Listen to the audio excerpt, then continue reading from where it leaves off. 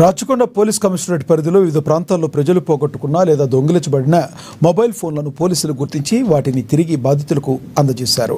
మొత్తంగా 1130 మొబైల్ ఫోన్లను రికవరీ చేయడంలో రాచకొండ పోలీసులు విజయవంతమయ్యారు. ఈ ఫోన్ల విలువ సుమారుగా 3.5 కోట్లు ఉంటుందని రాచకొండ పోలీస్ కమిషనర్ సుధీర్ బాబు తెలిపారు.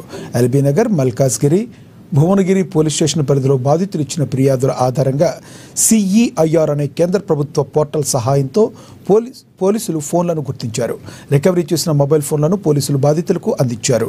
సాంకేతిక పరిజ్ఞానం ఉపయోగిస్తూ ప్రజలకు మంచి చేయడమే తమ లక్ష్యమని, మొబైల్ పోగొట్టుకున్న వారు CEIR పోర్టల్ను సద్వినియోగం చేసుకోవాలని వారు సూచించారు.